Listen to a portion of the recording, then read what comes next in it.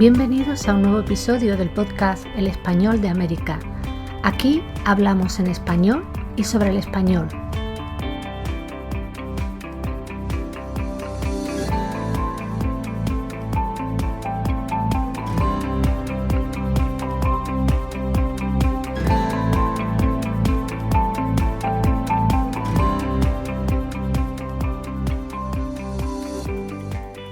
En el episodio de hoy analizamos la visión de la naturaleza americana que tiene Cristóbal Colón. Será, digamos, de esas primeras fotografías que se hagan sobre América.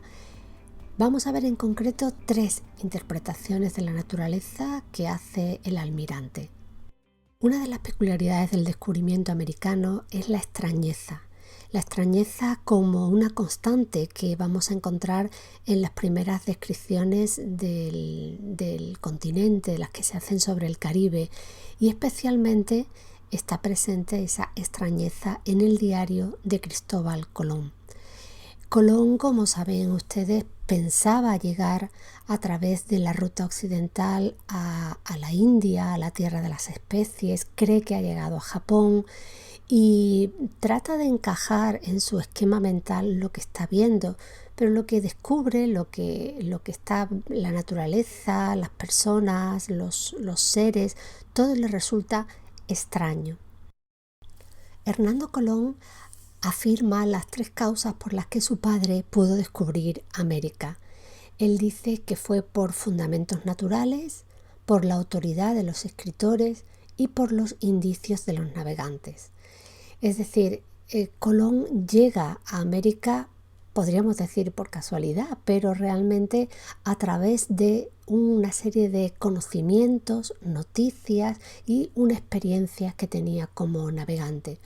Aunque Colón inicia su periplo asumiendo un conocimiento previo y aplicando una gran dosis de determinación, los textos que tenemos de él parecen que nos revela una discordancia entre lo que él esperaba y la realidad con la que se encuentra. El oro, las especias eran el señuelo para la propaganda y el objetivo que tenía era llegar a la tierra de las especias, encontrar al Gran Khan siguiendo la estela de Marco Polo, fundamentalmente para abrir nuevas fronteras de comercio y navegación. La realidad con la que se encuentra es otra, ni hay oro ni está el Gran Khan. Aunque el interés comercial no le impide vivir el asombro y la asimilación rápida de lo que va a ser la nueva realidad americana, la interpretación que Colón hace de los signos de la naturaleza está determinada por el sitio al que él pretende haber llegado o cree haber llegado. Colón maniobra rápidamente, sabe ponerse en la situación del hombre que conoce de antemano lo que va a encontrar. Entonces interpreta lo novedoso y lo discordante, lo que no le cuadra con lo que él esperaba, como si fuera una identificación de la voluntad divina, es decir, el providencialismo, la idea de que eso está ahí porque es fruto de la providencia. Mediante esta interpretación, los signos confirman sus creencias y sus esperanzas. Todo lo que Colón ve le permite afirmar, digamos, que está en el buen camino.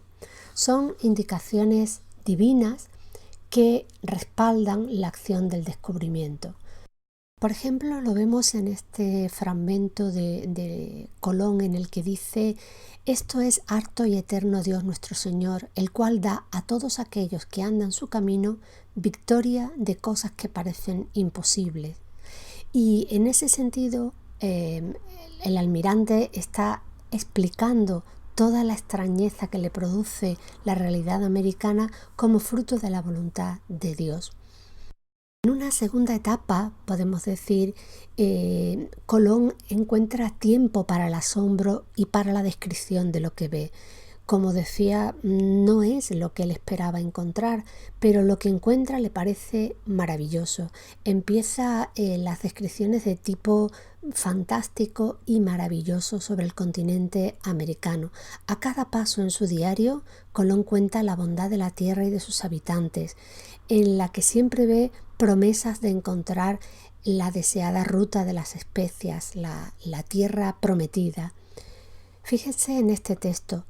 Vióse muy luego que esta isla era de mayor excelencia y calidad que las otras ya nombradas, tanto por la belleza de los collados y de los montes, como por la variedad de los árboles, por sus campiñas y por la grandeza y longitud de sus costas y playas. A fin de tener información y noticias de sus moradores, fue a echar sus áncoras a un caudaloso río donde los árboles eran muy espesos y muy altos, adornados de flores y frutos diversos de los nuestros, en los que había una gran cantidad de pájaros y por allí amenidad increíble, porque se veía la hierba alta y muy diferente de la nuestra, y aunque allí había verdolagas, bledos y otras semejantes, por su diversidad no las conocían.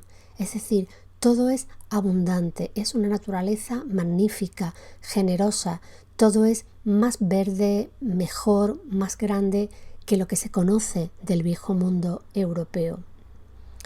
Pero Colón también es un hombre práctico.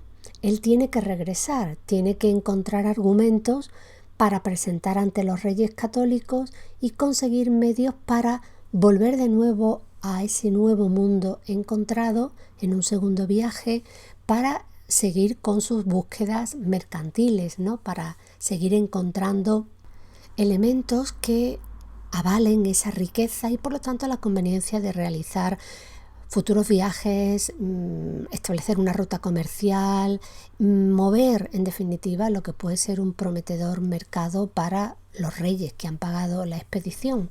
Colón es un hombre de empresa, es un comerciante y quiere argumentar de forma convincente la necesidad de volver a una tierra en la que en ese primer viaje no encuentra nada de valor, cuya mejor baza es apelar a la responsabilidad mesiánica de los reyes y a la confianza en su palabra, ¿no?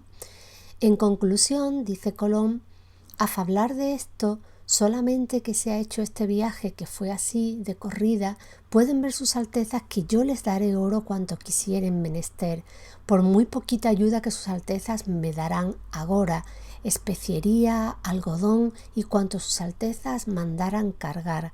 Es decir, Colón no encuentra lo que pensaba, pero promete a los reyes que lo va a encontrar. Los textos colombinos manifiestan actitudes del navegante que generan tres interpretaciones de la naturaleza americana. Por una parte, admiración. Por otra parte, pragmatismo, es decir, tiene que ser útil realizar estos viajes. Y por tercera parte, o en tercer lugar, una interpretación mesiánica. Es voluntad divina llegar a estas tierras. Entre esos tres elementos se mueve Colón integrando estas tres actitudes como propias. Todo ello es lo que le va a dar sentido a lo que fue la empresa de su vida.